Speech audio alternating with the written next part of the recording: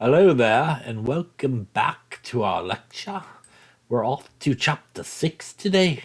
Chapter 6 has a lot to do with naming.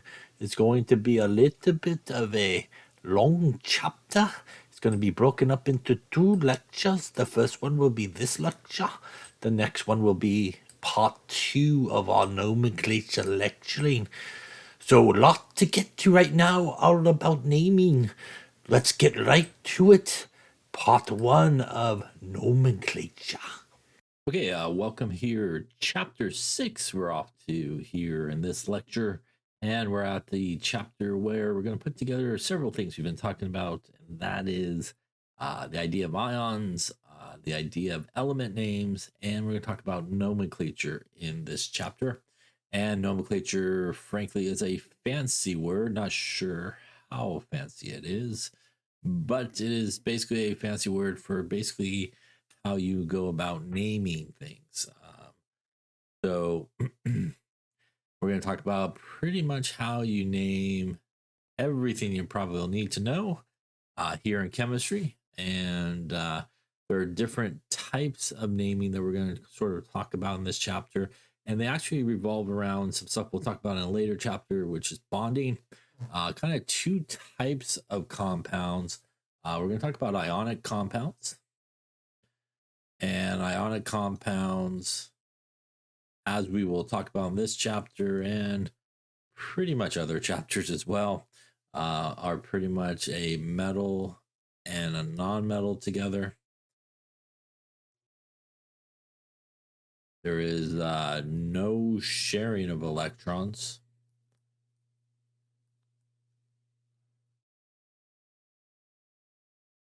That's actually held together by electrostatic attraction, which, speaking of fancy names, basically that's the positive negative attraction between things that are charged. So, kind of like the name implies, there's ions involved here, and we'll talk more about that here in this chapter. The other type of sort of naming we're going to talk about in this chapter are sometimes referred to as molecular compounds. Also, some people may refer to it as covalent compounds as well. And covalent meaning that the major difference between an ionic compound and a molecular compound is in a molecular compound, there's sharing of electrons that's happening here. So that's really what's referred to when we talk about the chapter involving bonding. That's what's referred to as a covalent bond. So sometimes people refer to as sort of covalent compounds, but a lot of times molecular compounds is really the terminology that's used, as we will talk about also a number of times, probably in this chapter and others. That's usually between two nonmetals. So when two nonmetals pretty much get together, we're looking at sharing of electrons. So the difference here between how these sort of compounds are held together is also sort of washes over in terms of naming, depending on whether it's an ionic compound versus a molecular compound. We do name differently, really depending on what type of compound we're dealing with. So let's get started here talking about naming. This is a table from your book, and as you can see there, naming of inorganic compounds, which is what we deal with here in general chemistry. And even if you continue on and take organic chemistry at some point, a lot of times compounds have common names, and these are names that everybody sort of just uses, or maybe historically have used over the time, and still used today in some aspects. So, here are some things that you may be familiar with. Things like table salt, which is sodium chloride, like milk of magnesia, which is magnesium hydroxide. Our good friends we'll talk about a couple of times in this chapter, probably H2O, which is water, sodium hydroxide, which is lye. So there's a lot of stuff that we sort of use regular names for, but also have a more sort of formal name, if you will. This is acetic acid, which is really the major component in vinegar. So there's a lot of sort of these common names that are used. For us, we'll talk about several common names a little bit later on in this chapter that you should be aware of. You do not need to know every single common name that's on this table or anything like that. For example, if you do have a pool, muriatic acid is used to change the pH, and that's really hydrochloric acid. So that's also a name that's used a lot, especially if you happen to have a pool or take care of a pool or go down the pool aisle there at like Home Depot where they have pool supplies. You'll see the bottles of muriatic acid, and it's really just hydrochloric acid as well. There's also elements that occur as polyatomic molecules. Poly means more than one, right? And atomic means atoms, so they're made up of more than one atom. We talked on a number of these guys. These are a lot of elements, right? Hydrogen, oxygen, nitrogen, chlorine, fluorine, bromine, and iodine.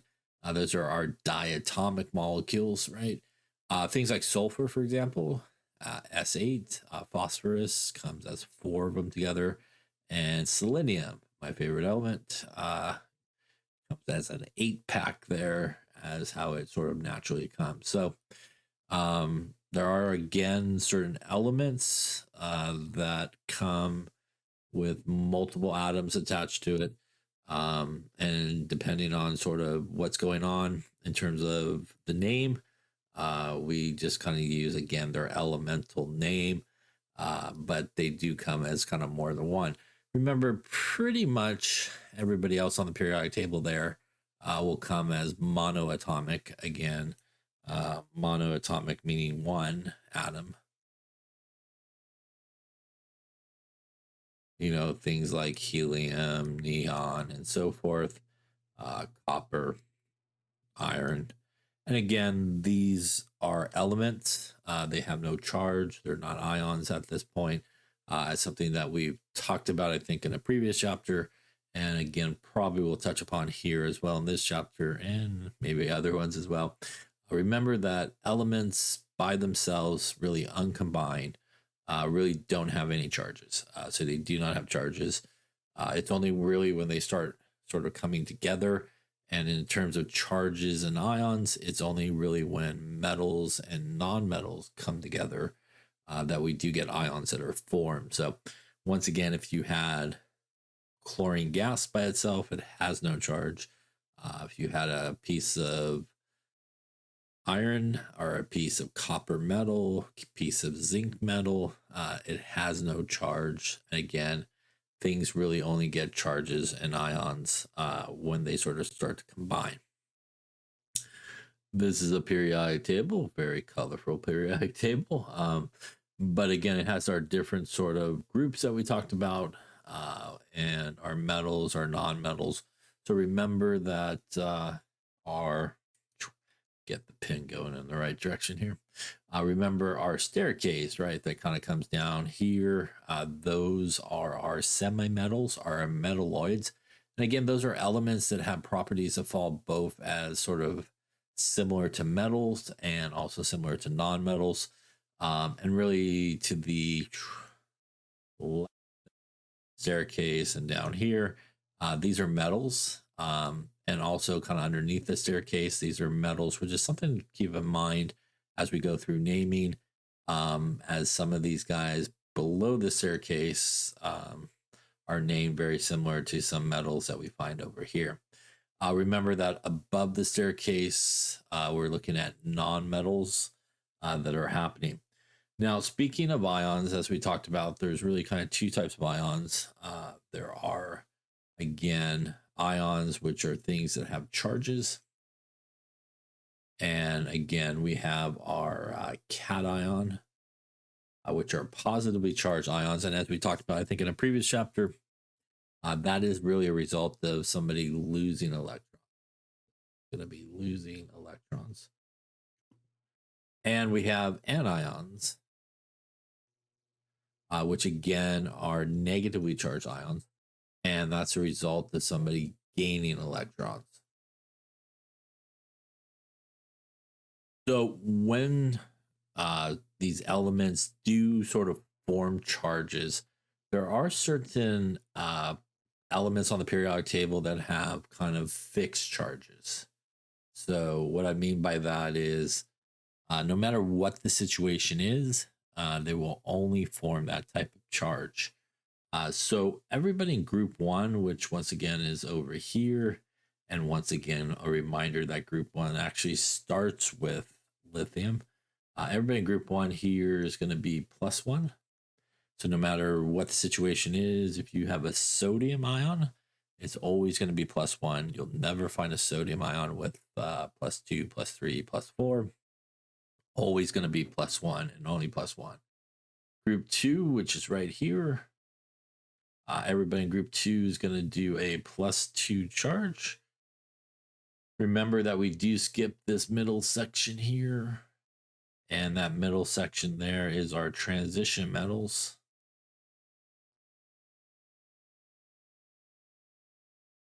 And we go to group three here, and basically group three, for the most part, who you're going to be talking about here in group three is going to be aluminum, and aluminum will be +3.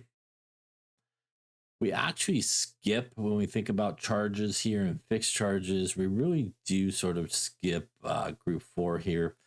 Group four is sort of in the heart of, we got kind of non-metal up on top. We got some metalloids, and then we actually have metals again on the bottom. So there's not a real good pattern in terms of charges for group four, so we typically skip it. Now, starting at group five here, and we're really talking about our non-metals here above the staircase. We have -3, like nitrogen and phosphorus. Going to group 6, these guys are going to make a -2, oxygen, sulfur, selenium. Heading down to group 7 here. These guys will form a -1 charge. So fluorine, chlorine, bromine, iodine, all going to make a -1 charge.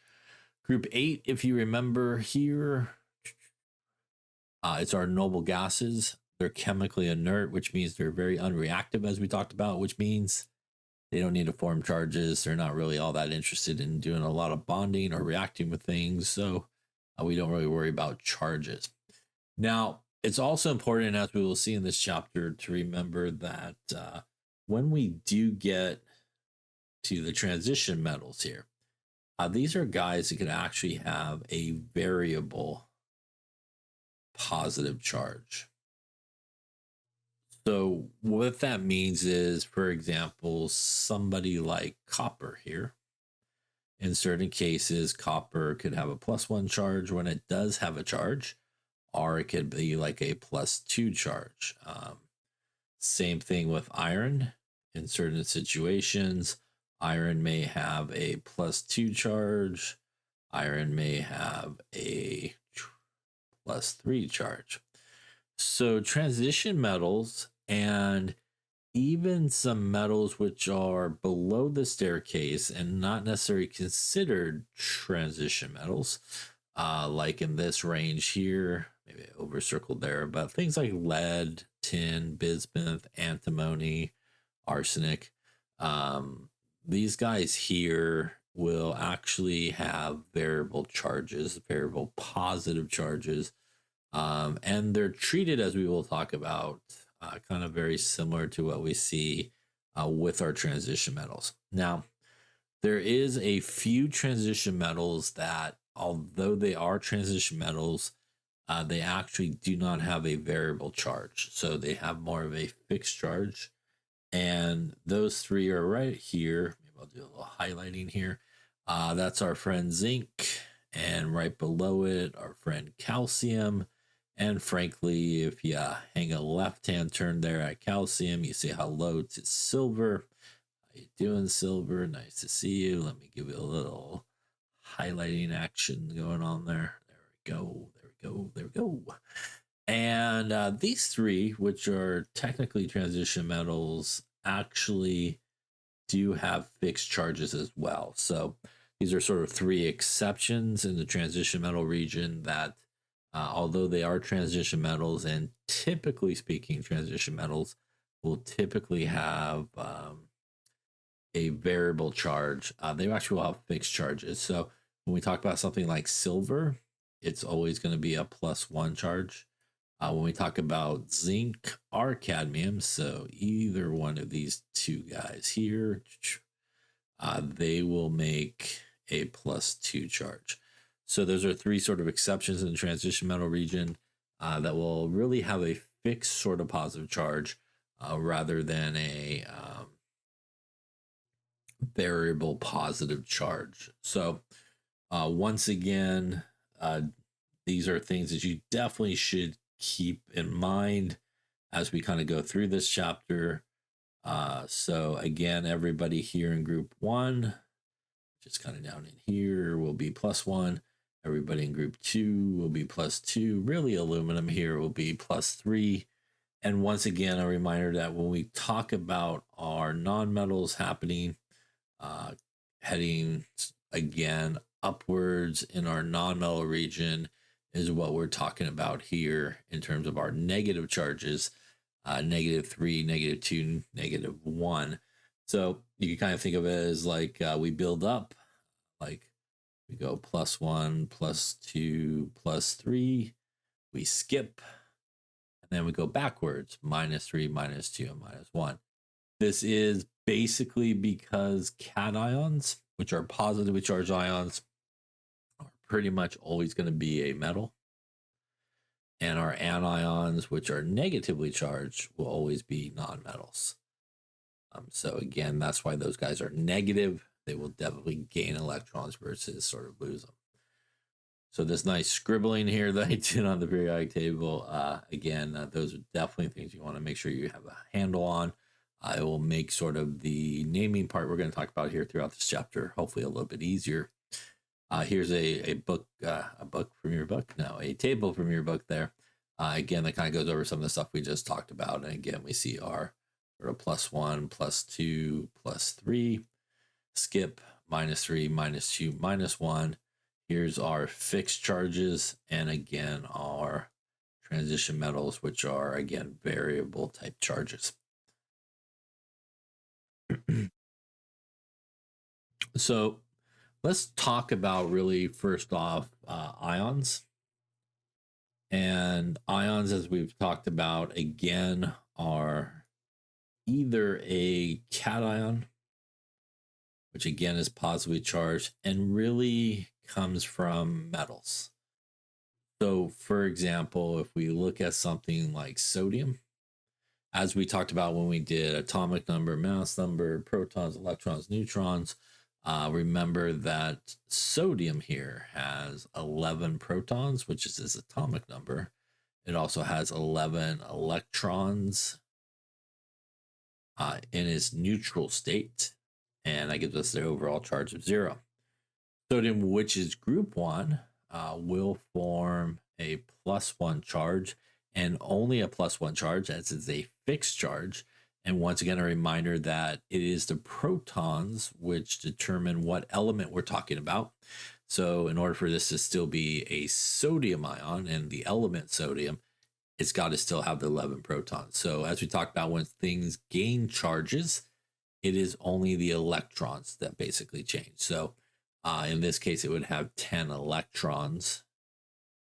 And once again, 11 positives and 10 negatives leaves us that +1 overall charge, which again is where our +1 charge comes from.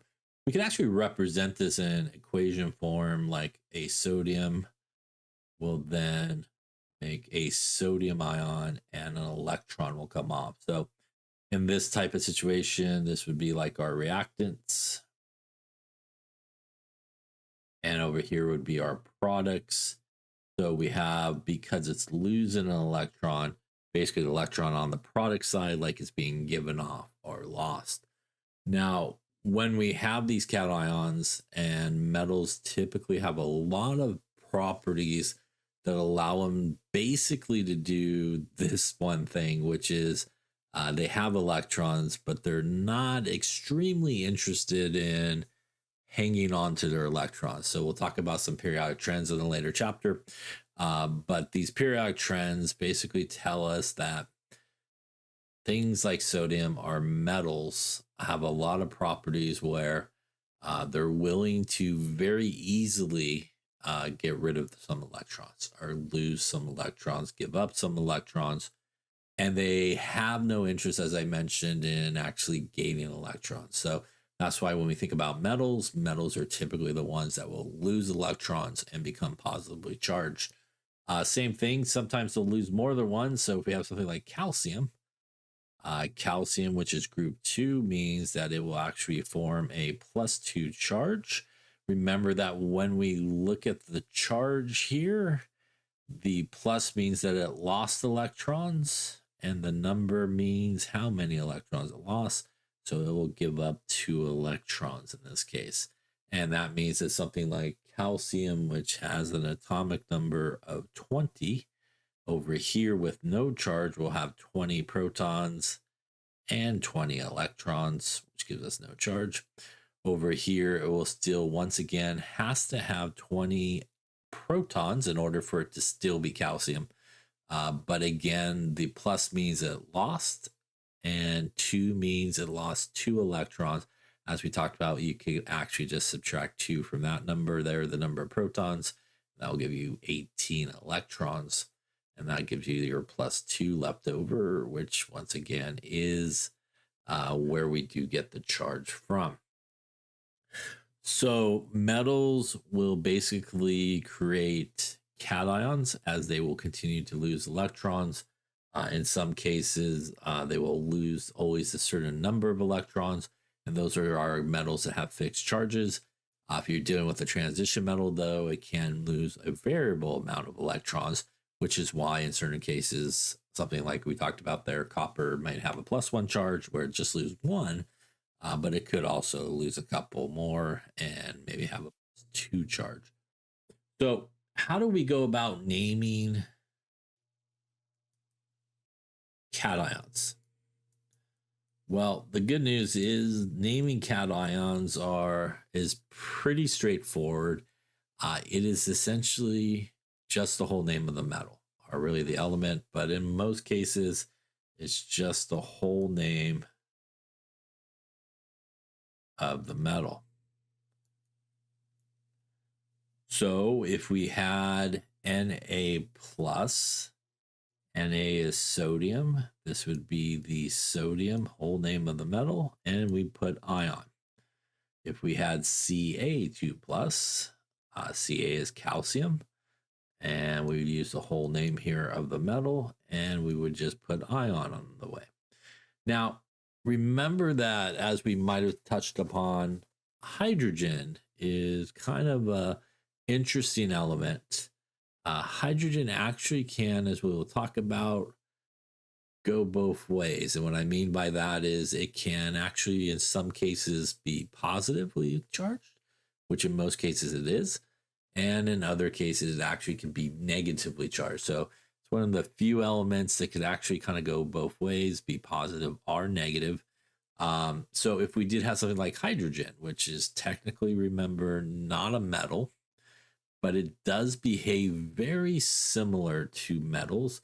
And for that reason, especially when it's involved in acids, for that reason, we kind of almost think of it in terms of naming like a metal, but it's really, again, not. It's a non-metal. We would actually just, again, here use the whole name of hydrogen, the element here, and this would be hydrogen ion. So if you have a positive ion or a cation, and you need to name the ion. So what we're talking about here are, if I just need to name the actual ion by itself, we would use the whole name of the element, basically, and we just put ion at the end. And that is what you do when you're dealing with positively charged or cations. Now, if you're asked to write the formula of your cation, it should look like what I wrote here. And what I mean by that is it should not just be the symbol, but you do need to include the charges. So if you're asked to write, for example, the formula for the lithium ion, well, I would go find lithium on the periodic table, and I most likely will find it there in group 1, which means that lithium should have a +1 charge. And that is the correct way to write the cation formula for lithium. Again, it's not just the symbol by itself, it does need to have the charge. So it's really important to make sure that if you are writing individual formulas for individual ions by themselves, that you actually do include the charge. And again, if you don't include the charge, then you're implying that it's not an ion, it's a neutral element. And that's obviously not what you're probably going for in this situation. So let's talk a little bit about our other type of ion, which is anion. And anions, again, are nonmetals. They are also obviously negatively charged, as we talked about. And nonmetals, very much like metals, have a lot of periodic properties that we'll talk about in a later chapter. And they have a lot of properties which allow them to do kind of two things. They have a lot of properties which allow them to hang on to their electrons. So very different than metals, who pretty much have a lot of properties where they're like, go ahead, take my electron, please. I don't really care about hanging on to it. Non-metals, on the other hand, have pretty much all the opposite sort of properties. They have properties where they're like, no, you're not taking my electron. I'm hanging on to my electron. In addition, non-metals to having those type of properties where they're like, good luck trying to take an electron from me. They have a lot of properties where they're like, not only am I going to hang on to my electron, but your electron looks pretty good to me as well. And they want to actually take other people's electrons.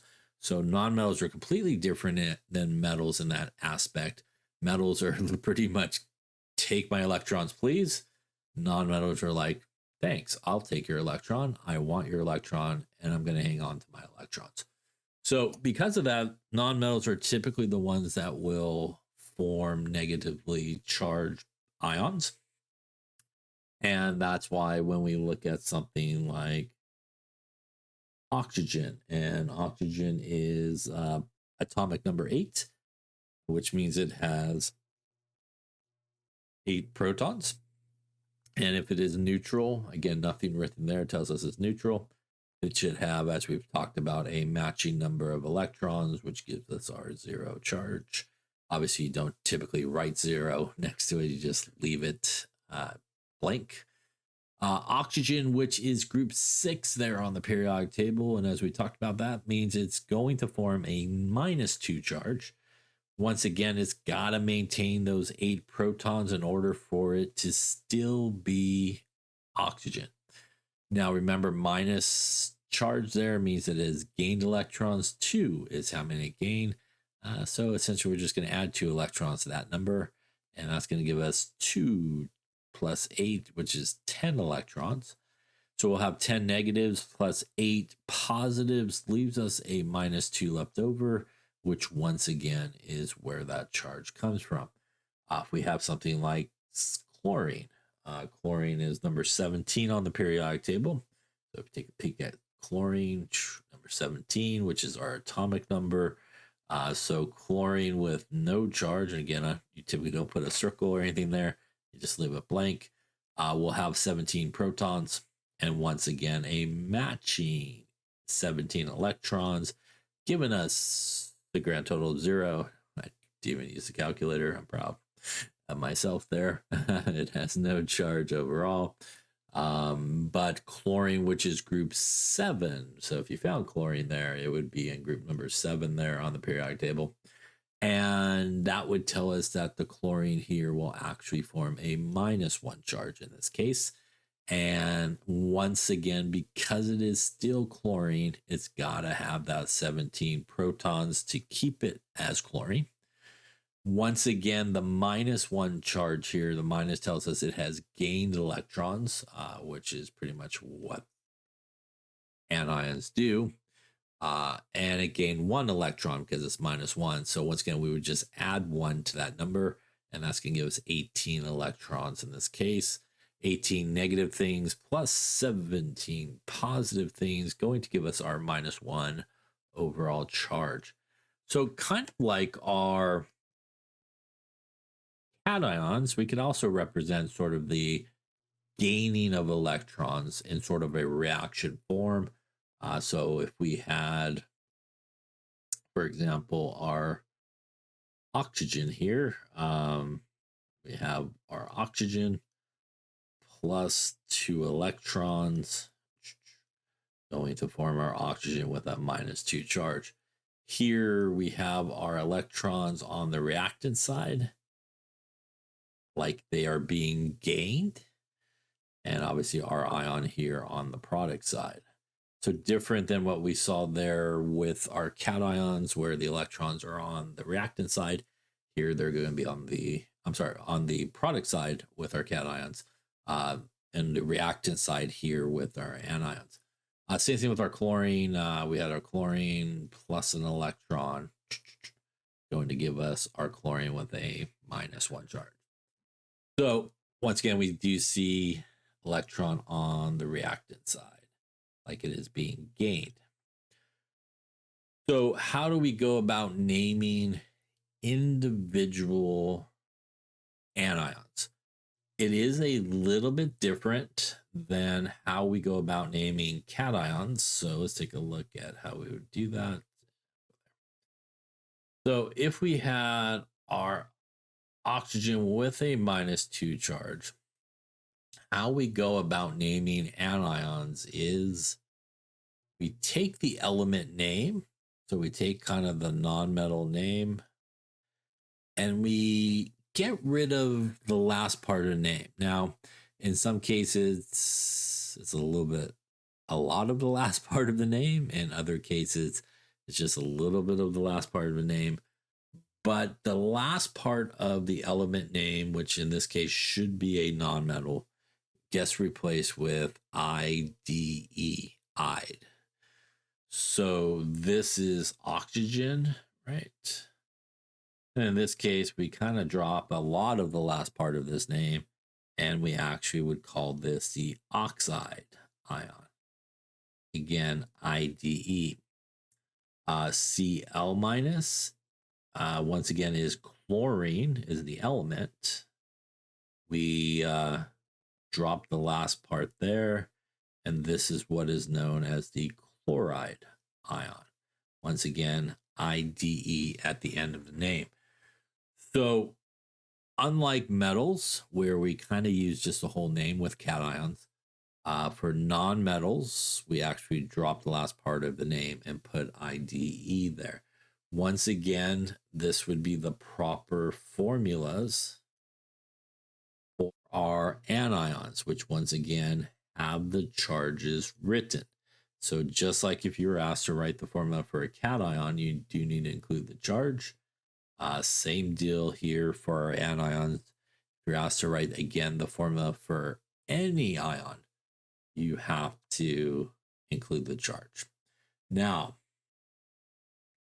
we talked about hydrogen a second ago on the cation side. And because hydrogen is actually a non-metal, believe it or not, it could actually become negative as well. And the negative version of hydrogen is H minus. And just like we do with everything else that is a negatively charged ion, we take the last part of the name and get rid of it. This would be known as the hydride ion, IDE. Typically speaking, if you see hydrogen, in most cases, it's going to probably be +1. The only time where it will sort of be this negatively charged ion is if hydrogen comes after a metal.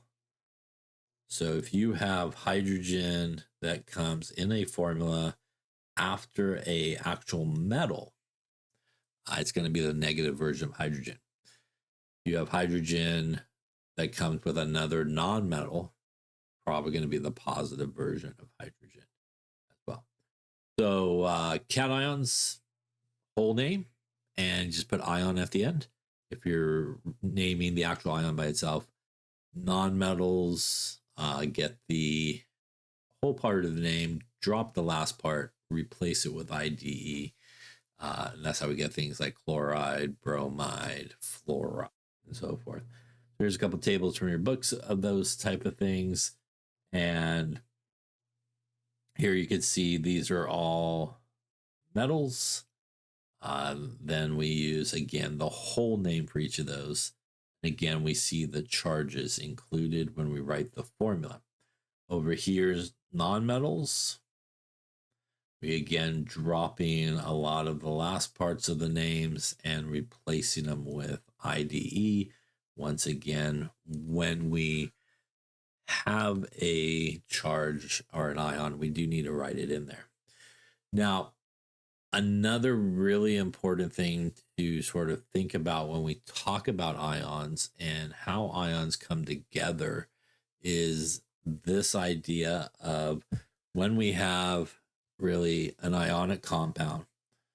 And once again, an ionic compound is basically a compound that is composed of a metal and a non-metal.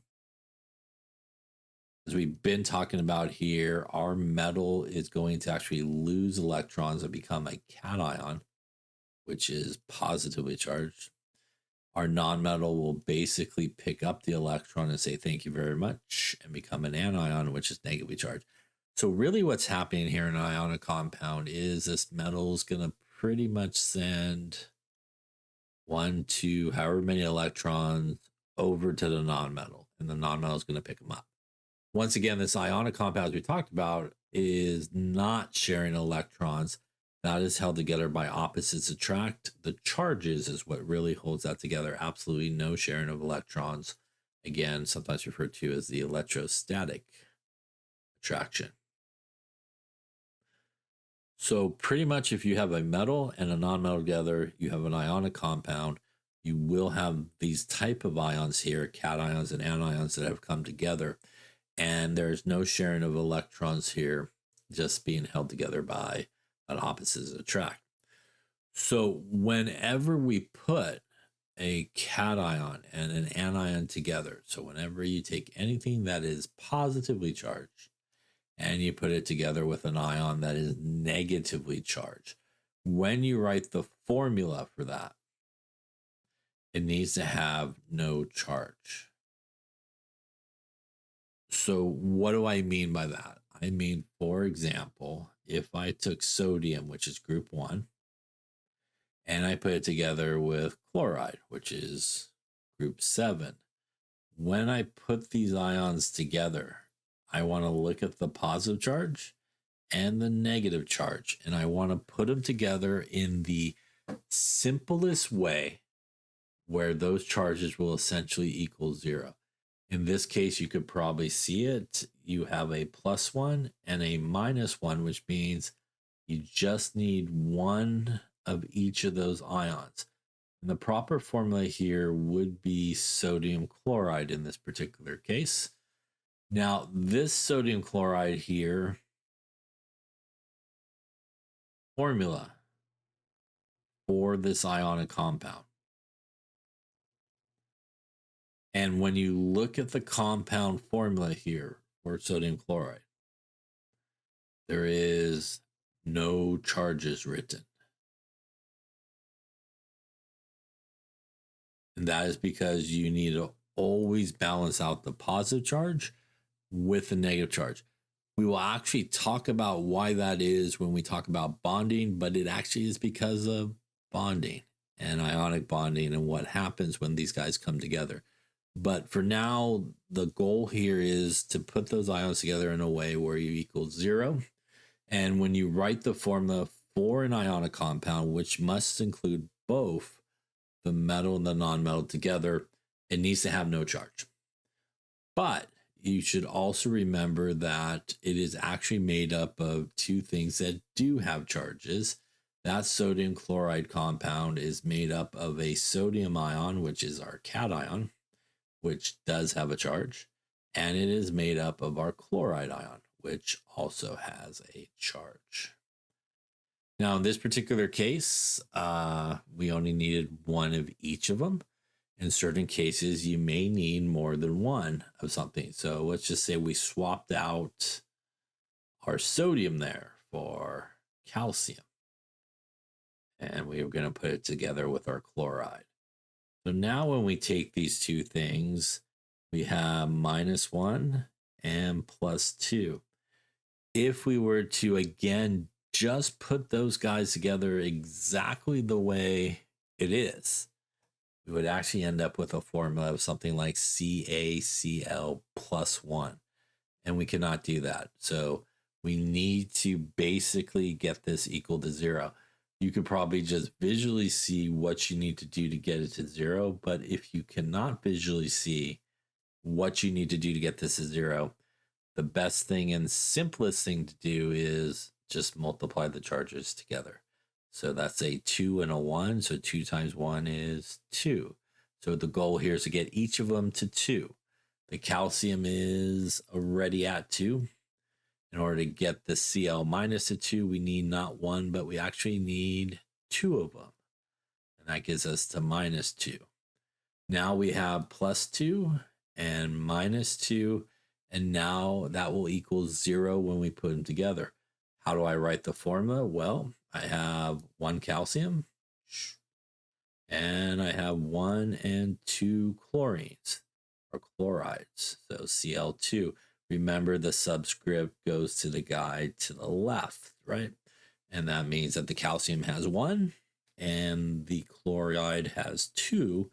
And this formula here, once again, there is no charges there in the form of the ionic compound when the metal and nonmetal comes together. Once again, though, made up of a cation that does have a +2 charge and actually made up of 2 negatively charged ions. Both are the same, which both have a -1 charge. So definitely whenever a metal and nonmetal get together, and you got to write the formula for that compound that you get when they do come together, you do need to make sure that it always equals 0. So now let's talk about how we formally name these type of compounds. So we're going to start with what is sometimes referred to in some books as a type 1 compound. And a type 1 compound is always a metal and a nonmetal. It is, as it says here, ionic. So basically what we have going on here is our metal is going to send some electrons over to our nonmetal, going to make this guy into a positively charged cation as it lost electrons, going to make our nonmetal into an anion, which is negatively charged because it's gaining those electrons, which are coming over from our metal.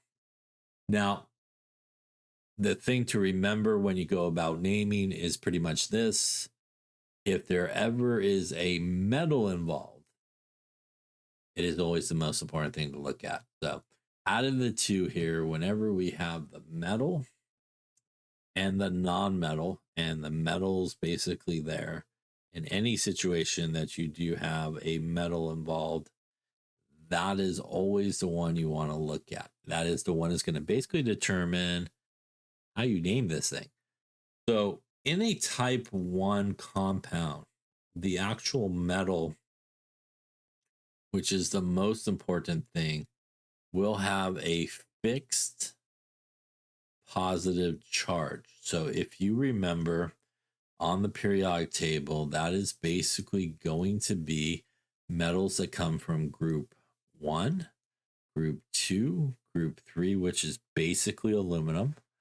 That will also be those 3 from the transition metal that have fixed charges, which is our zinc, which again will always be +2. Our cadmium, which will always be +2. And remember, we'll hang a left-hand turn there by cadmium. and it will be our silver that has a +1 charge.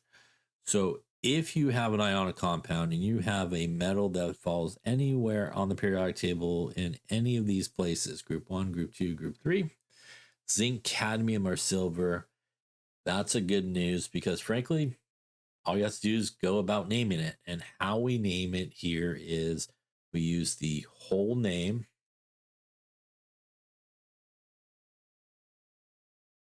of the metal, and our non-metal basically gets the IDE treatment at the end of it. So again, we're going to drop the last part of the name, replace it with IDE.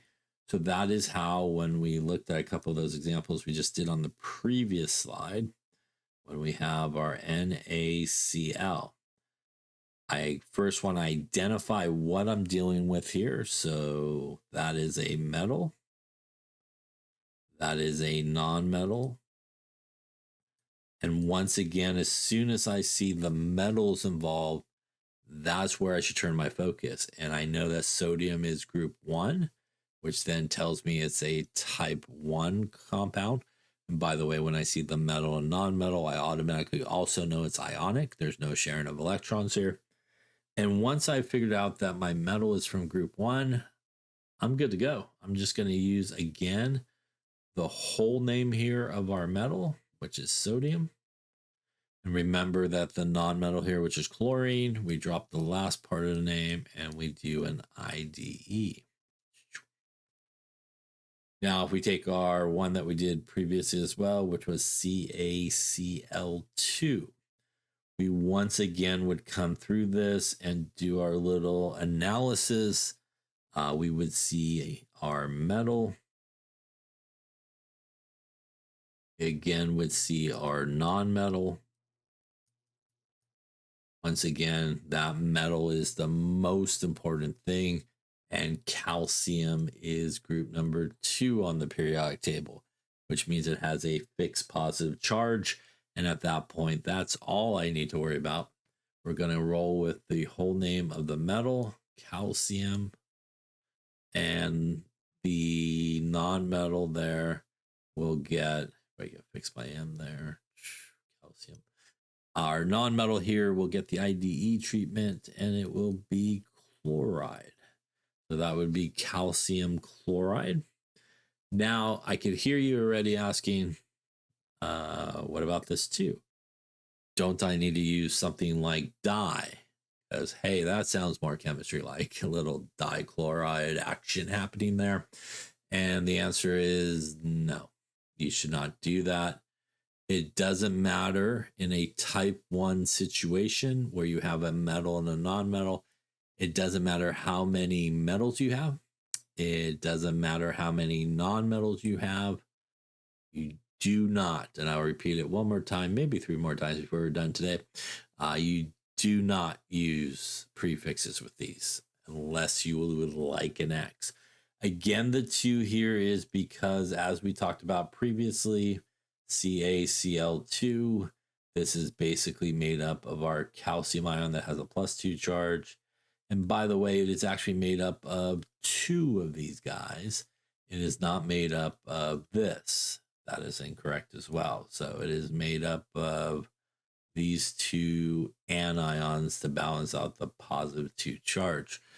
So in type 1 situations, when you have a metal and non-metal, and pretty much in ionic situations like this, we do not use prefixes. So there is a specific place where you use prefixes in naming, and we're going to talk about it here in this chapter, but this is definitely not it. So once again here, if we take a look at our periodic table, we're talking about type 1 compounds. So we're dealing with metals, which are the most important thing that fall here, there, or again, this sort of backwards L situation here. So as soon as you see your compound has a metal in one of those regions, you're good to go. You don't have to worry about how many you have or what it may be. Just simply whole name of the metal followed by a little IDE action there for our non-metal. All right, so why don't you take a moment here, and why don't you give the proper names for each of these guys. And while we're at it, you also obviously need to be able to write the proper formulas. So let me maybe just make up some names here and see what you end up with. Let's do sodium oxide. Let's do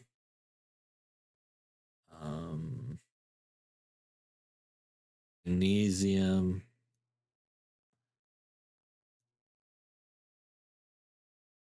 phosphide. And let us do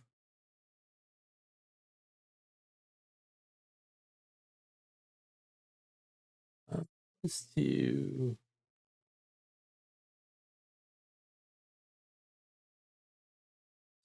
potassium sulfide. Why not?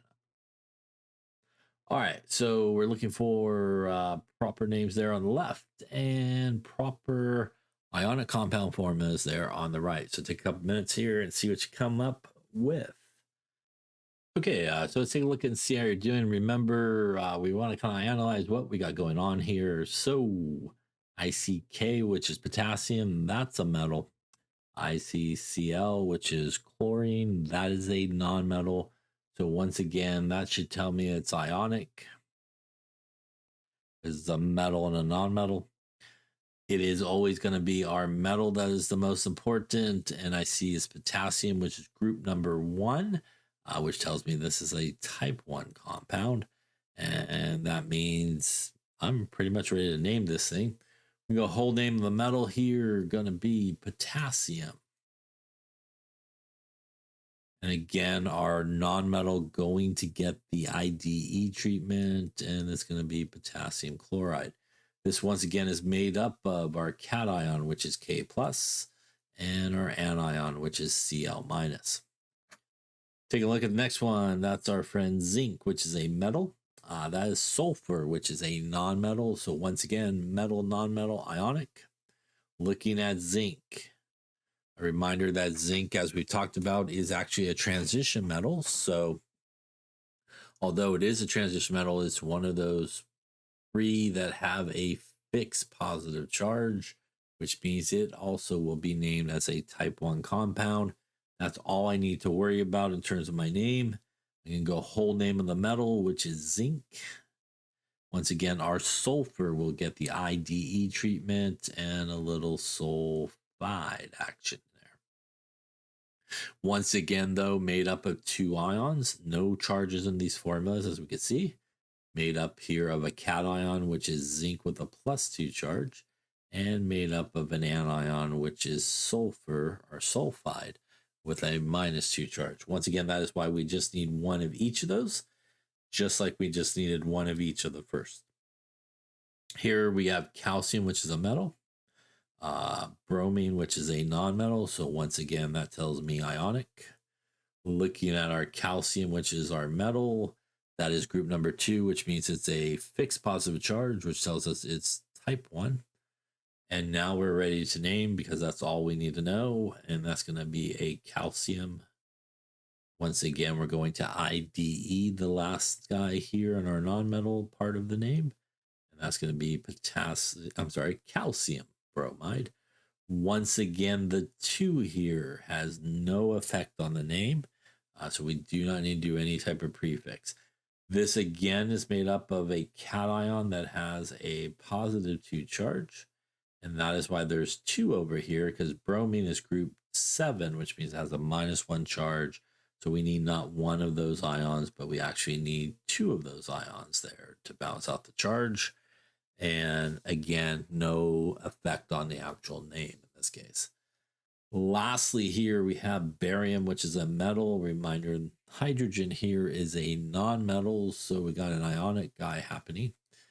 Now, remember that in this particular case, our hydrogen is actually coming after the metal, which means this is actually the negative version of hydrogen that we're looking at.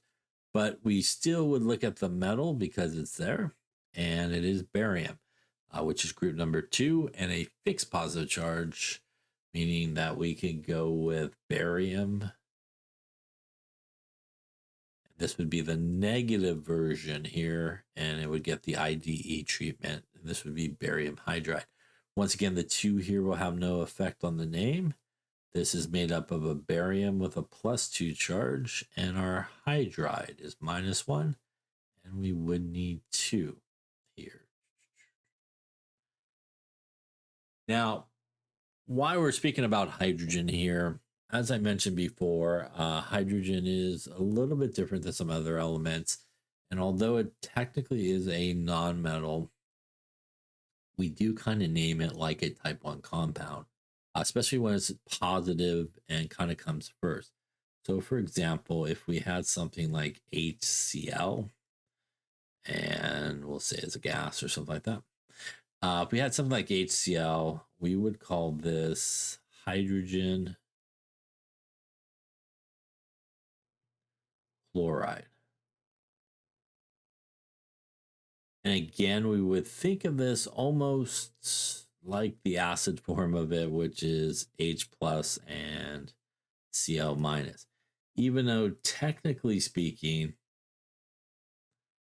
these guys are sharing electrons, we kind of name it like an ionic compound because of its sort of action there as an acid. And also, regardless if you have more than one, you would still name it hydrogen. So like H2S, this would be hydrogen sulfide gas. And even though we have 2 of these here, we still just call it hydrogen. Again, no prefix here. We would think of this also like as acid form of H plus and S2 minus, and that's why we need 2 of them there to balance out the charge. So hydrogen, again, a little bit different, even though it really is a nonmetal. It kind of falls under type 1 sort of naming in most cases. All right, so now that we got the names down from the formulas, we also need to be able to go the other way and write the formula from the name. So we still want to really analyze what we got going on here. So sodium is a metal. Oxide, which is oxygen, is a nonmetal. So that's ionic, which means where do I want to start? I want to start with the ions. And I want to start with just the basic unit of those ions. So I know sodium is group number 1, which means it should have a +1 charge. I know that oxide is oxygen, which is group number 6 on the periodic table, which means it should have a -2 charge. Once again, the goal here, always when we put a positive and negative together, is to end up with 0. So +1 and -2 means that we need not 1 sodium, but frankly, we need 2 of them. That gives us a +2 to balance out the -2, and that's going to equal 0. Now that I sort of figured out everything that I need for this formula, basically just add up. So I got 1 and 2 sodiums. So when I write that in the formula, I need the 2 next to the right there of our sodium. And I got 1 oxygen. So there it is. This also demonstrates what I was just talking about. There are 2 sodiums here. No effect on the name. It is still just sodium oxide, no prefix. Same thing here. We're going to analyze. I got magnesium, which is a metal. I got phosphide, which is phosphorus, which is a nonmetal from the periodic table.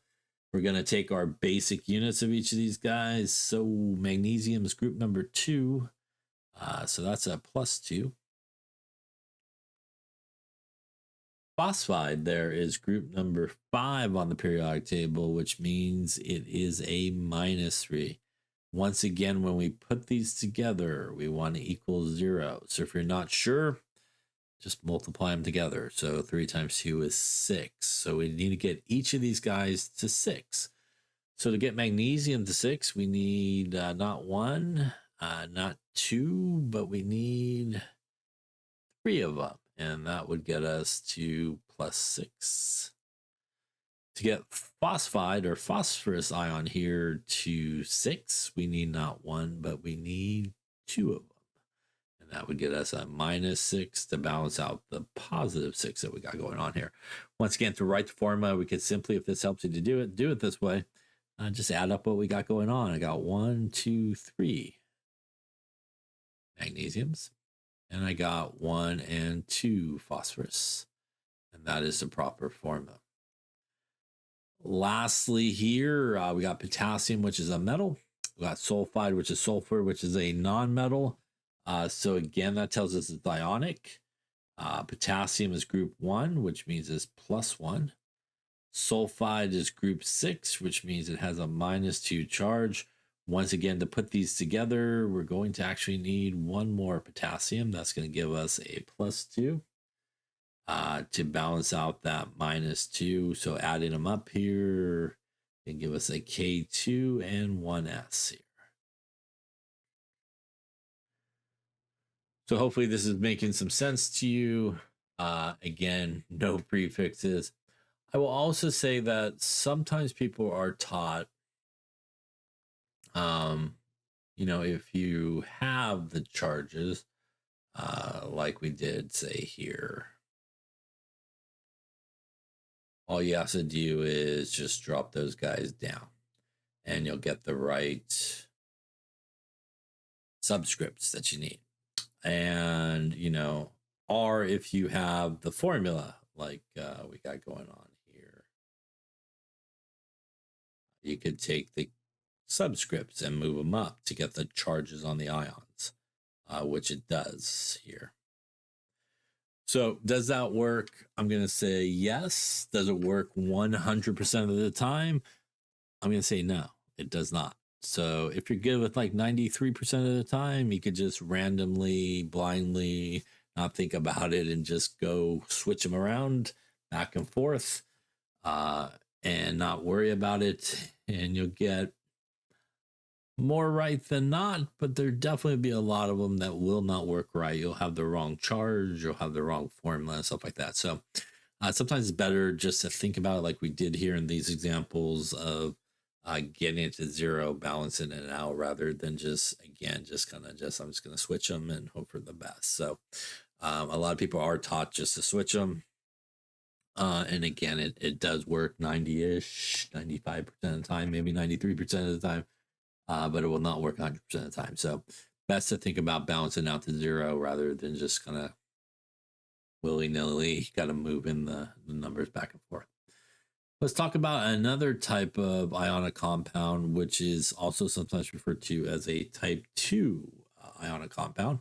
This again is a situation where our metal is going to be sending some electrons over. Again, we have a metal and a non-metal, which tells us it's ionic. And just like in type 1, it is again going to be the metal that is most important. So the metal in this situation will be a transition metal.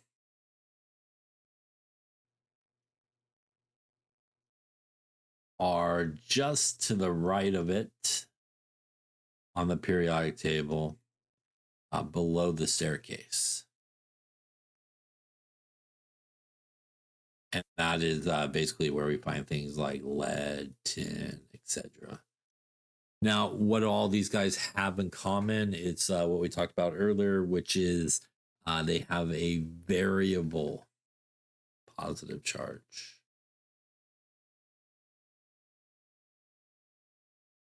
So as I mentioned before, something like copper, which it can be +1 in certain situations, can be +2. Iron, which could be +2 in certain situations, could also be +3, and so forth. So because they can have a variety of charges, you do need to kind of tell the person when you're going to name something, hey, in this case, it's copper with a +1 charge, or hey, it's copper with a +2 charge in this particular case. The good news is it's named pretty much identical to type 1, except that she has to do that additional step. So because you have to do that additional step, the way we go about naming these guys is we're going to take, once again here, the whole name.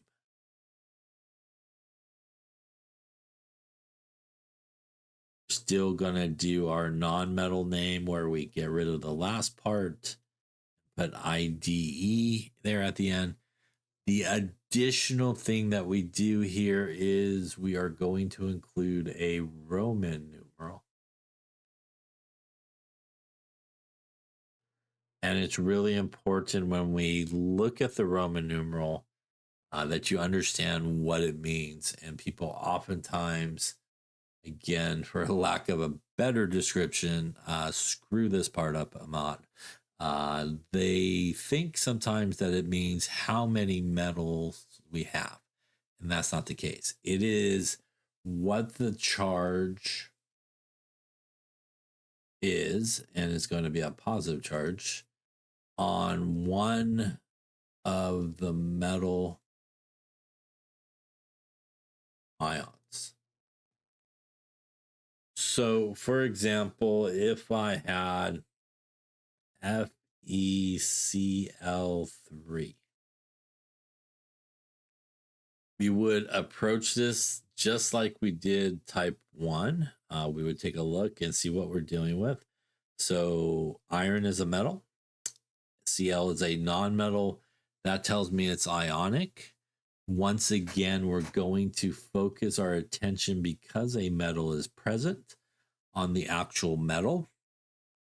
And what we will see here is that is a transition metal.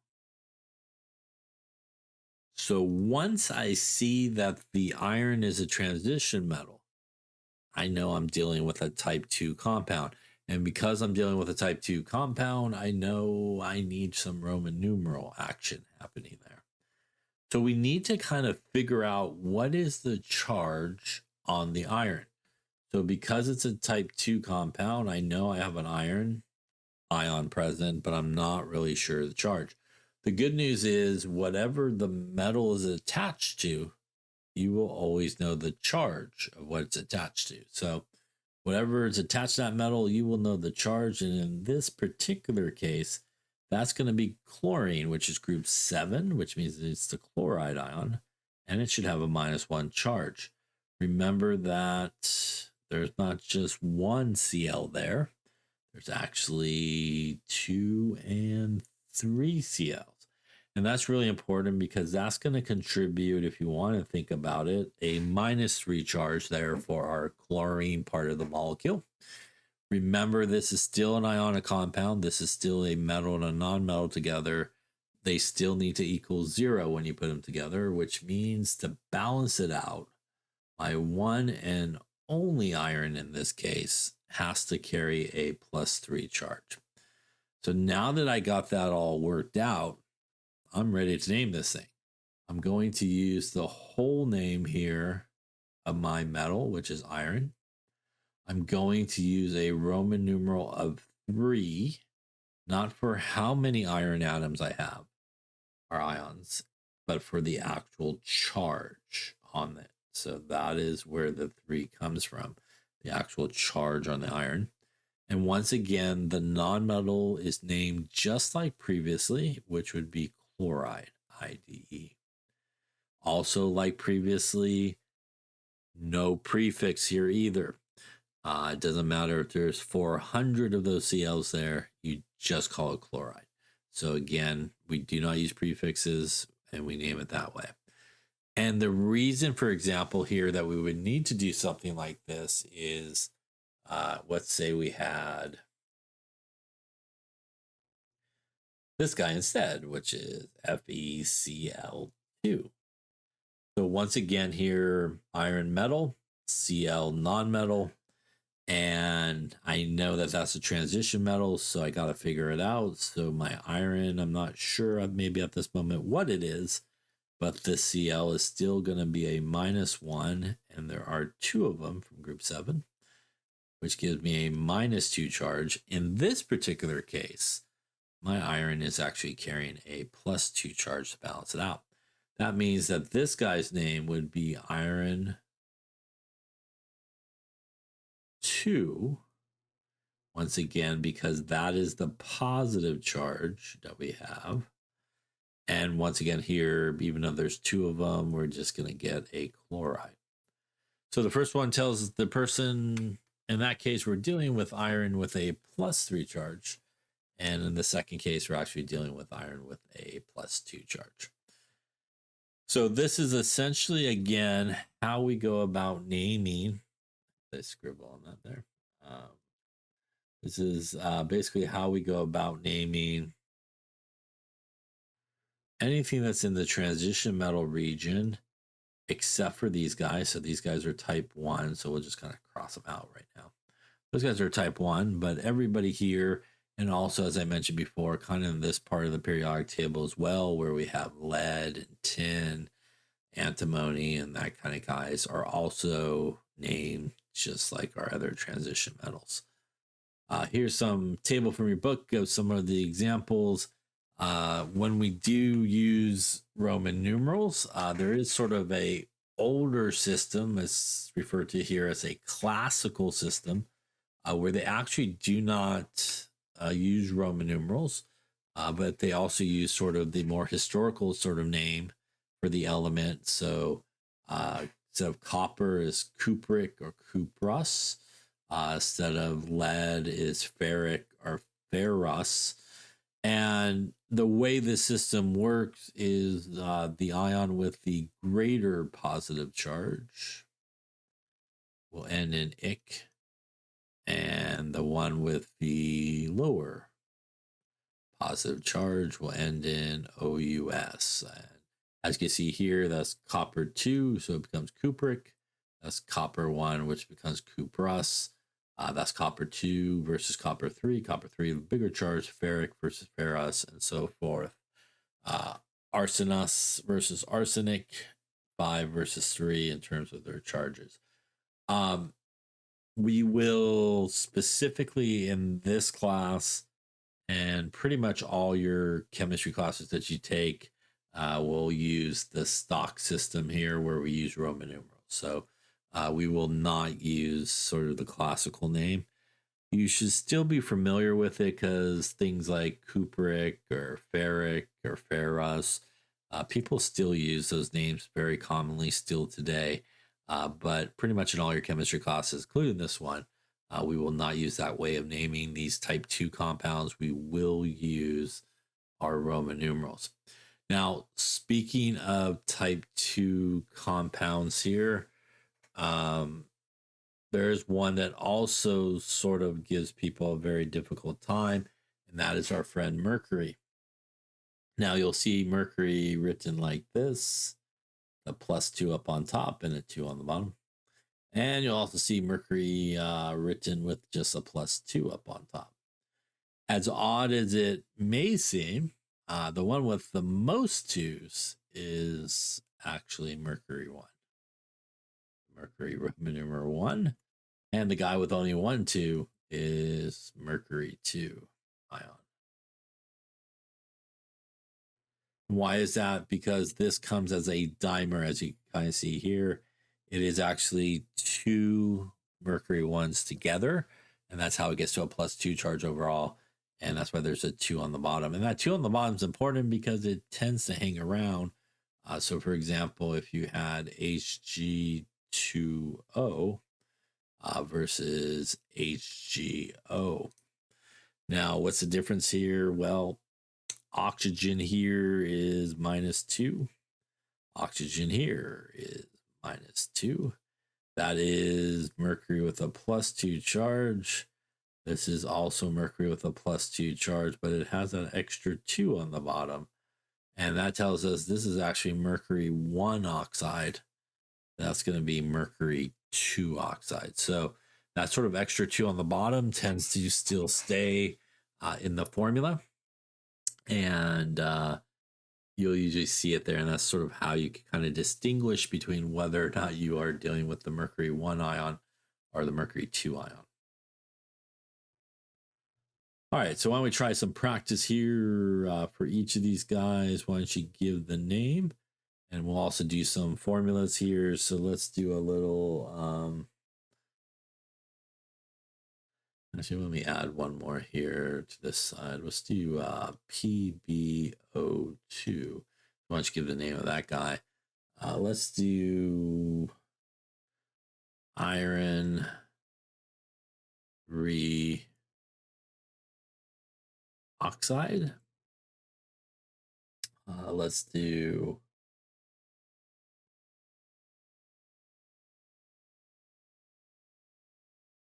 nickel 4 sulfide. And let's do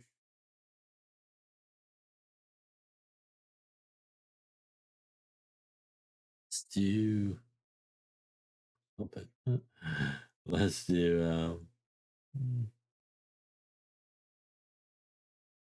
do chromium 3. Actually, let's do chromium 2. Let's do chromium. Make it up here on the fly. Let's do chromium 2 bromide. All right, so once again here, we're going to be looking for names on the left and proper formulas there on the right. I want you to take a few minutes and see what you come up with here. Yeah, let's take a look. Once again, we still want to analyze kind of like what we did previously. So cobalt's a metal, Cl is a non-metal. So once again, that's going to tell me it's ionic as I have a metal and a non-metal. Once again, always a metal involved in the mix. We're going to look at the metal. And if you find cobalt there on the periodic table, it is in our transition metal region. So that's going to tell us it's a type 2. It has a variable charge. So what that means basically is we need to figure out what the charge is on the cobalt. We only have one of them.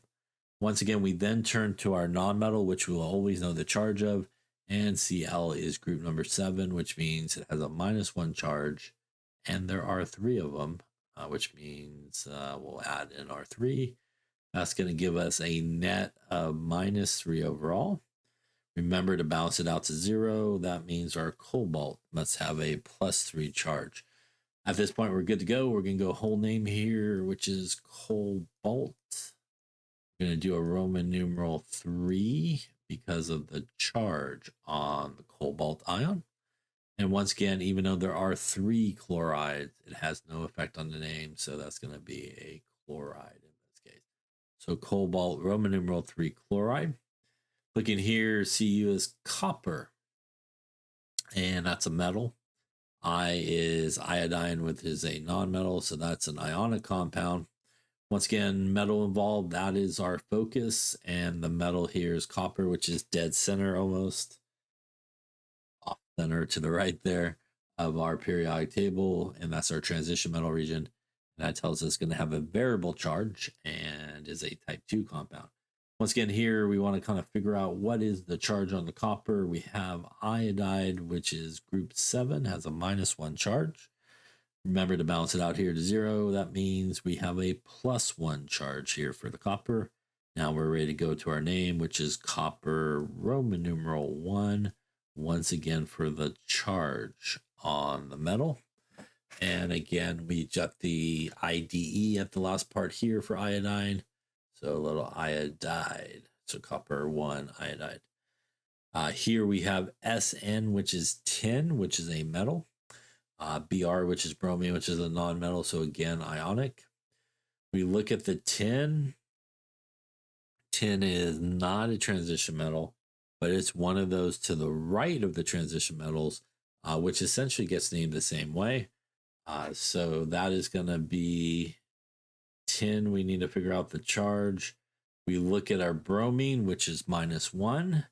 And that means that we could go one of those there, but we do have 4. So 2, 3, and 4, giving us a -4 overall, which means our tin here needs to carry a +4 to balance it out. And that would get us tin Roman numeral for our charge. And once again, even though there's multiples, we're going to bromide it here. Here we have Pb, which is a metal that is lead. and oxygen, which is a nonmetal, so that tells us it's ionic. Looking at the lead, once again, much like the tin above, it is not a transition metal. It's just to the right, but it is named like a transition metal. So we want to figure it out. We have one lead. In this case, we have oxygen, which is group 6, has a -2 charge, and there's 2 of them, which means in this case, we got like a -4 happening here for our oxygen. That means the lead here, to balance it out to 0, has to be +4. So that's going to give us a lead Roman numeral 4, again, because of the charge. And even though if we have 2 of these guys, it's going to be oxide. Now, before we move away from this particular example here, if you did what we talked about previously, which was just kind of flip-flop the subscripts upwards, you would maybe move it this way and move this guy this way, and you would end up with a +2 and a -1, both of which here are the incorrect charges. So as I mentioned before, this is an example of one where if you just kind of do it without thinking and move the numbers up, you will get the wrong answer. So again, it's best to sort of think about balancing everything out to 0 like we've been doing here, and you usually will always get the right answer. So put little circles around these guys here, or cross them out. All right, now that we have the names, we're going to start with the names now and write the formula. So once again, we want to analyze what we're dealing with. Iron is a metal. That's a non-metal, so once again, ionic. So we need some ions. The nice thing about iron, Roman numeral 3, tells me I have an iron with a +3 charge. That's pretty much what the Roman numeral means. Oxide is oxygen with a -2. So I have a -2 and a +2. Once again, the common number between those is 3 times 2 is 6. To get the oxide to 6, I need 3 of them. And to get the iron to 6, I need 2 of them. So that gives me a +6 and a -6. Once again, I could just add what I got going on here. And that's going to give me 2 irons. Again, 1 and 2. And I have 1, 2, and 3 oxygens. So we'll do that. And now we have our formula here. Doing the same approach here for our nickel, Roman numeral 4. That means I have a nickel with a +4 charge. Sulfide is group 6, which means it has a -2 charge. Here, common number is actually 4 in this case. So I actually need 1 more of these guys here, and that's going to give me a -4 to match the +4. I have 1 nickel and 1 and 2 sulfurs. So a little bit of that as well. Lastly here, I have chromium 2, it looks like I went with. Chromium's a metal. And bromide is a non-metal. So starting with chromium 2, that's a Cr2 plus. Bromide there is -1. So in this case, we actually need 2 of those guys to balance it out, giving us CrBr2. So again, type 2 compounds, basically just the addition of the Roman numeral to indicate the charge on the metal. Everything else pretty much identical to group 1. Here's a sort of decision tree of how you decide type 1 or type 2 and what you need to do, whether you need a Roman numeral or not. Again, type 1 are our fixed metals. Positive charge, and type 2 are our variable positive charge. Once again, these are both a metal and a non-metal together. And once again, always, always, always look at the metal. It determines how you name it. The next thing we're going to talk about are what are referred to as polyatomic ions. And polyatomic ions are, much like the name implies, they're actually ions, so they have charges, and they are groups of nonmetals together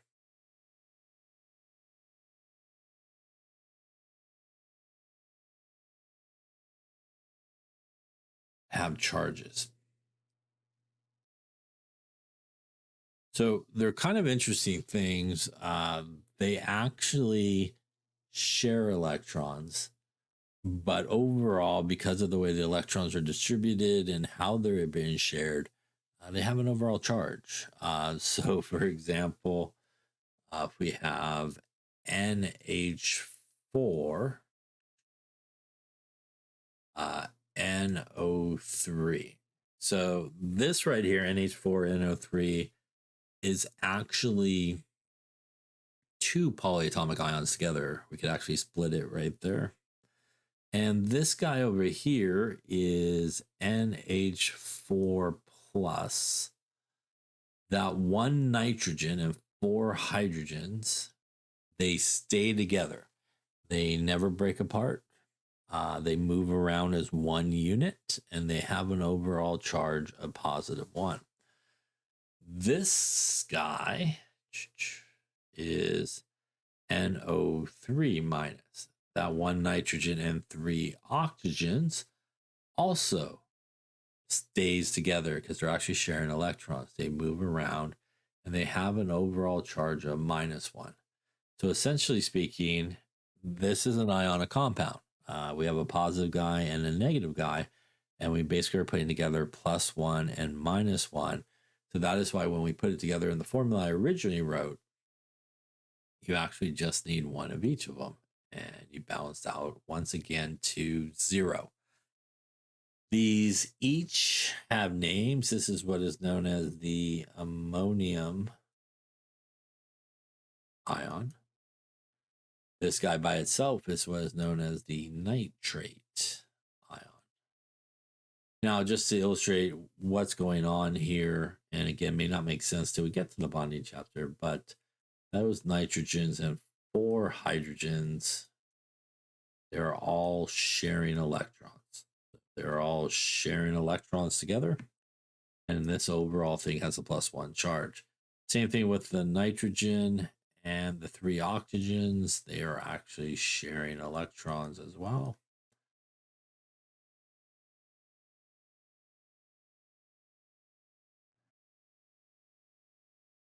Once again, has a -1 charge. So polyatomic ions are interesting in the sense that they are like covalently bonded things, which are things that share electrons, but they are still ions because they have an overall charge. So kind of an interesting thing. The good news about our polyatomic ions is we basically just use the name when we name it. So regardless of how many of a polyatomic ion you may have in a formula, you just use the whole name of it. So in this case, we actually have two polyatomic ions. So if we were to name that original compound, we're just going to use both of their names together. So we'll start here with our ammonium.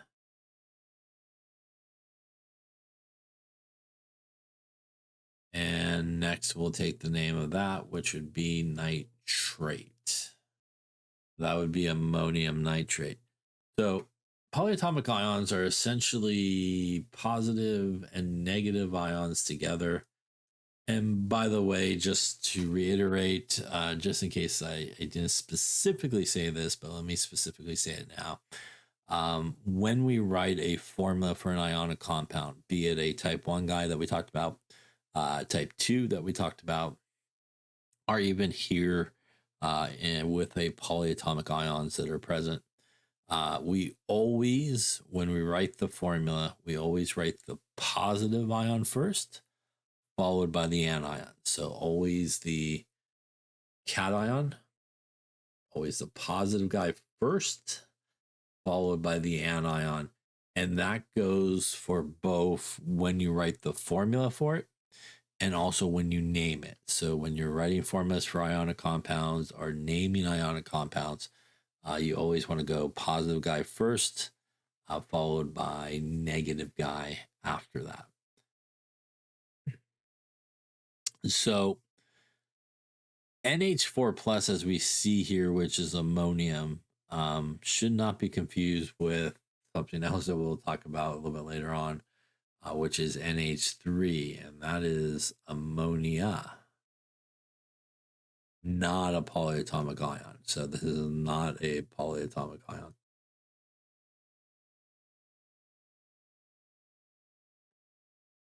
That's ammonia. It does have a charge, but very commonly kind of confused with ammonium.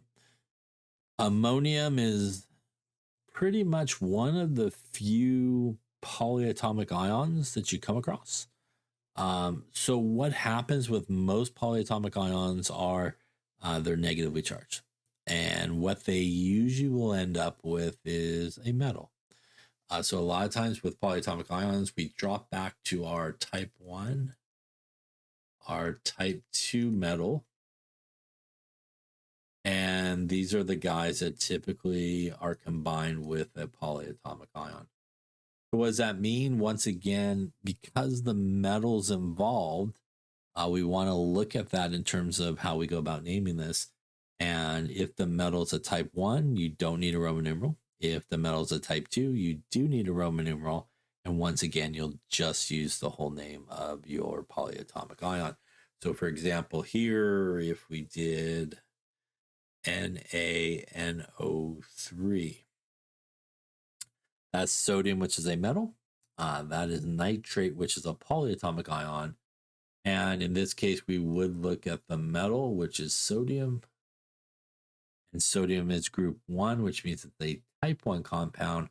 And that means we do not need a Roman numeral. So we would call this sodium.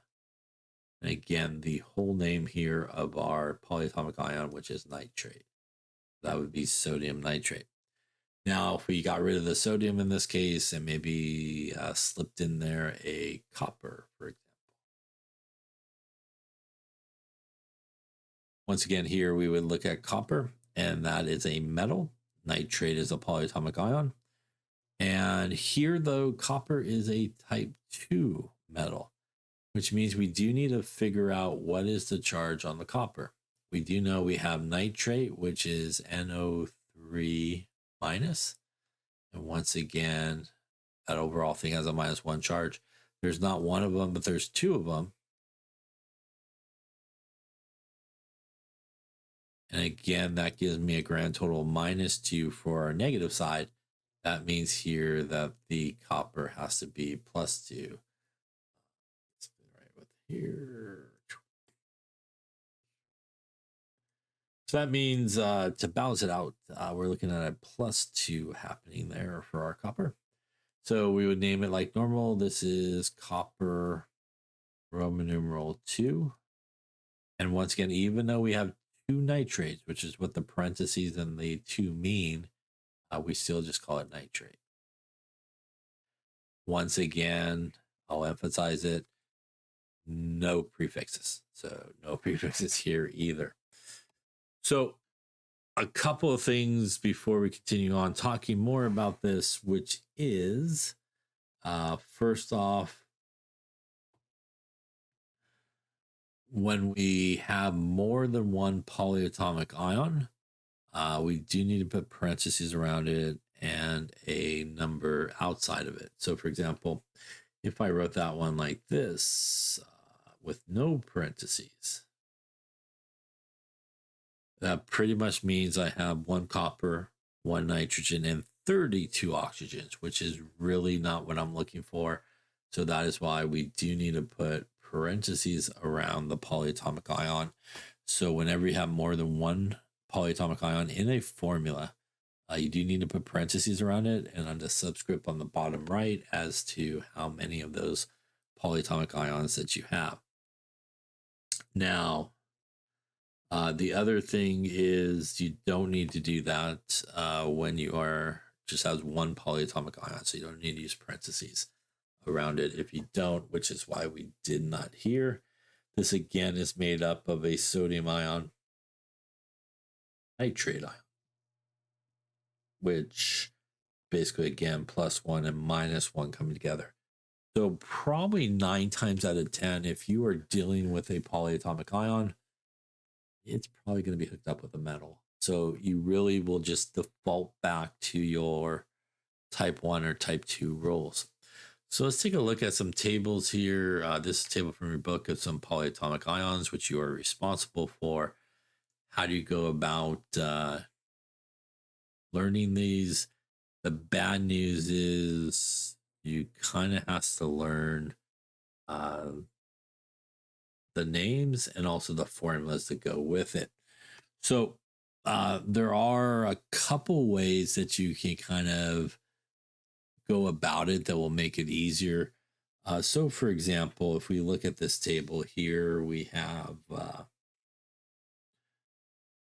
SO4 2 minus. So once again, that is one sulfur and four oxygens together with a -2 charge. And that is what is known as sulfate, AT. We also have SO4, not 4, let's go 3. That would make it different, which is good. Try that again. This is SO3 2 minus, and that one sulfur and 3 oxygens has a -2 charge, and that is what is known as sulfite. We saw our NO3 minus earlier, and that is our nitrate, and our NO2 minus, for example, is nitrite. So a vast majority of the polyatomic ions will end in either ate or ite. And as you can see here, the one that ends in ate in a group of two that are related, like these two are related and these two are related. In a group of two that are related, the one with the ate will have the most oxygen. And the one with ite will have the least oxygen. So a good way to remember that is you ate too much is the most, right? You ate too much and you have the most oxygen. And that is really the only difference between these two guys, which is the number of oxygens. They both have -2 charges. This guy has 4 oxygens. This one has 3. So that's the only difference. Same thing here on nitrate and nitrite, both -1s. That's got 3, that's got 2. So that is the only difference. So one way that you could kind of approach learning the names of these guys is to, I guess there's really 2 ways you can do it. You can just frankly learn everybody individually. Alternative to that is you know that the only difference between ate and ite is pretty much 1 oxygen. So you could learn all the eights and know if you needed the ites, you just take off 1 oxygen. So if you remember, sulfate is SO4 2 minus, but you need a sulfite, you just take off 1 oxygen, you have SO3 2 minus. If you remember that nitrate is NO3 minus and you need nitrite, you just take off an oxygen and you have nitrite. The opposite is true. You could remember all the ites and know that the eights are 1 more oxygen. So that's a really good way to sort of approach it is, again, either memorize all the ites or all the eights. And basically all you have to do is just adjust the number of oxygens up or down, depending on which one you remember. Now, a couple other things that you'll see on this table, and the next table we'll take a look at is, for example, you might put a hydrogen in front of something. So we have CO3 2 minus. Once again, that carbon and 3 oxygens stay together as a whole unit, never breaks apart, has a -2 charge. That's what's known as carbonate, ATE. Now, if you threw on there an H plus, so not just a hydrogen, but the actual plus as well, we will end up with HCO3 minus. We added an H plus 1 and -2 is -1 left over, which is how we get to the charge. And what we basically did there is just slap on a hydrogen. So this is what is known as hydrogen carbonate. Now, hydrogen carbonate, historically, people did not use the hydrogen and they would replace it with bi. So sometimes people call this bicarbonate. So that's something that you see. You also see that with sulfate and bisulfate or hydrogen sulfate where you add a hydrogen to it. Now, there's also a group of 3, for example, that are related to each other. And we'll see it on the next slide, but basically it's on this one here a little bit as well. For example, there is ClO4 minus, there's ClO3 minus, ClO2 minus, and ClO minus. Now, all of these guys have a -1 charge.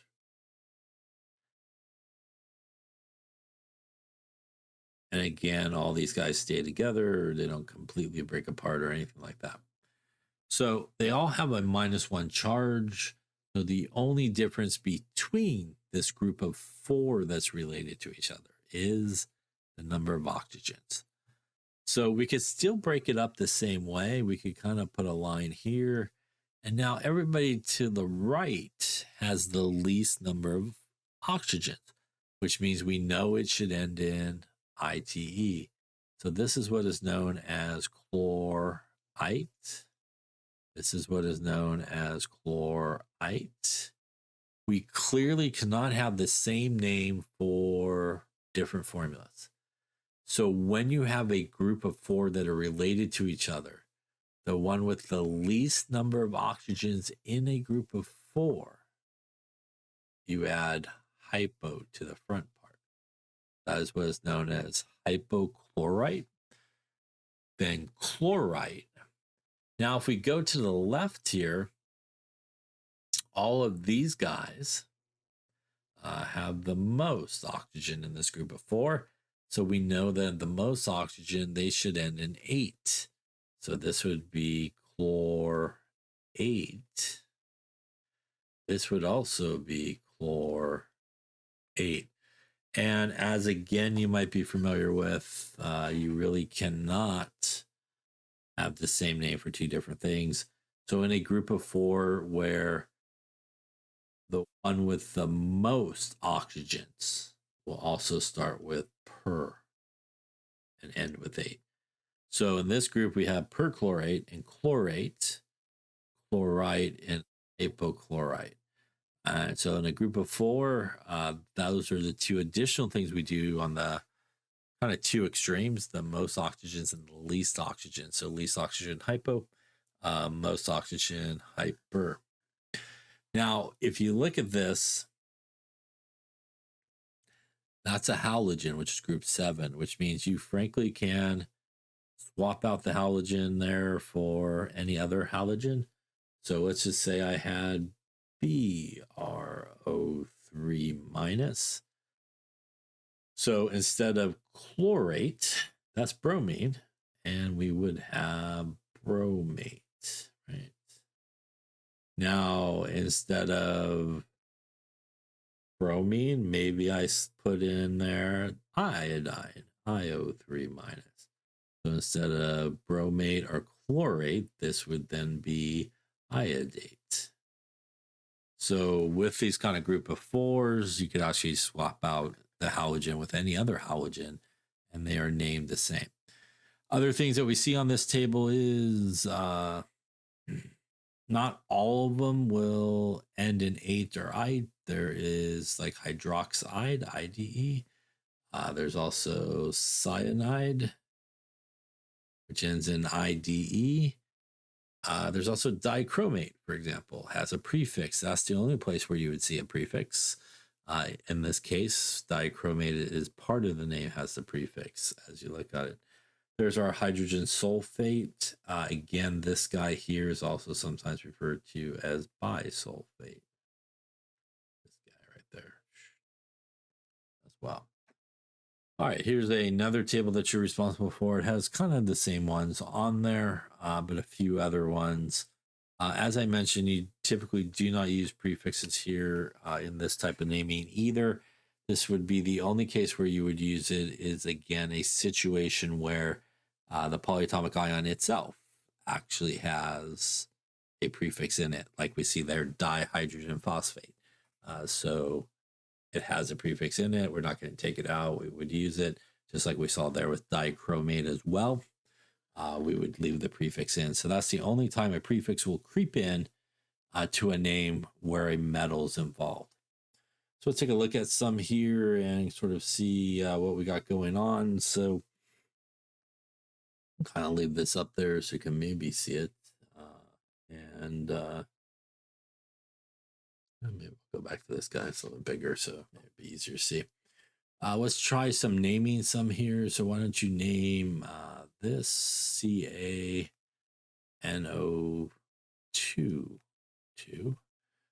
Let's do FeCN3. Let's do CuOH2. Let's do, why don't you write the name for ammonium sulfide? Sorry, why don't you write the formula for ammonium sulfide? Let's also do, clean that up there a little bit. There. Sulfide, there you go. Let's do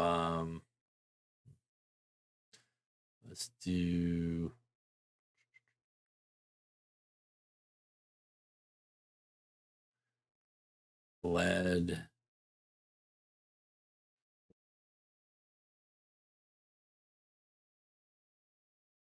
fluorate. Let's also do barium hydrogen carbonate. All right, so I want to take a couple moments here and let's do proper names here, and we'll do some proper formulas over here. Maybe we'll add one more here. Let's do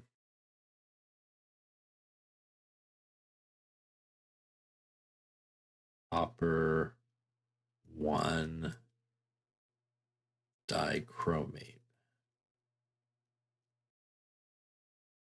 All right, now take a moment there, and again, kind of formulas on the left there and names on the right. Okay, let's take a look and see. So we have Ca, which is calcium, that's a metal, and we have a polyatomic ion. Once again, that metal is going to determine how we name this. So calcium is group 2. That means it's a type 1 compound, no Roman numeral needed. So we can roll right into our name, which would be calcium. Once again, that would be NO2 minus, which is our nitrite right there. This would be calcium nitrite. Once again, this is made up of a calcium ion and 2 of these polyatomic ions here. Again, -2 and +2 gives us a 0. Here we have iron, which is a metal, Cn, which is a non-metal, iron being a transition metal, which means it's a group 2. So we do need to figure out the Roman numeral here. So we have iron. I'm not really sure what the charge is. I know Cn is cyanide, which means it should be Cn minus, which is right there. And again, that parentheses means we don't have 1, we don't have 2, but we do have 3 of them. And that means that our iron here should be carrying a +3 charge to balance it out. And that means our name here would be iron Roman numeral 3 because of the charge. And again, regardless of how many we have, it will be cyanide in this case. Lastly, here on the right, we have our friend copper, which is a transition metal, so it can have multiple charges. We have hydroxide here, which is a polyatomic ion. So not sure the charge, but I do know OH is hydroxide, which should have a -1 charge. And there are 2 of them based on our parentheses there, which is a -2, +2. And that's going to mean we have copper Roman numeral 2 because of the charge. And regardless of how many of our polyatomic ions we have, we just use the whole name of it, which would be hydroxide. All right, so now writing the formulas here on the left, we just want to get the basic units. So we will start right here on the bottom. Why not? Copper, Roman numeral 1 means I have a copper with a +1. Dichromate is our guy right here. That's a Cr2O7 2 minus. So that's a -2 and a +1, which means I actually need 2 of those coppers to balance it out. That would give me a formula of Cu2 Cr2O7. That would be my copper 1 dichromate. Coming over here, we have barium, which is group 2 on the periodic table, so it should be a +2. Hydrogen carbonate, it's actually right here, which is our HCO3 minus. So -1 and +2 means I actually will need 2 of those guys. So putting that together properly, Ba, I do need parentheses as that's more than one of the polyatomic ions, HCO3 and A2. Lead 4 means that lead has a +4 charge. And chlorate is our guy right there, ClO3 minus. Once again, I'm taking a -1 and a +4 together. That means I need a bunch of these guys here. I need a total of 4. So now that I have 4 of those, I definitely need some parentheses. And putting that together, that would be PB parentheses ClO3, again, close parentheses, and a 4 on the bottom. Lastly, ammonium is NH4 plus. Sulfide is actually sulfur on the periodic table, so that's going to be a +2. And in this case, that's +1 and -2, which means I actually will need 1 more of the ammoniums. That's going to give me a +2 and -2. Once again, we could count it up. That's 1 ammonium, 2 ammoniums. 2 of those polyatomic ions. We will put parentheses there. And we have 1 sulfur, so it looks something like this.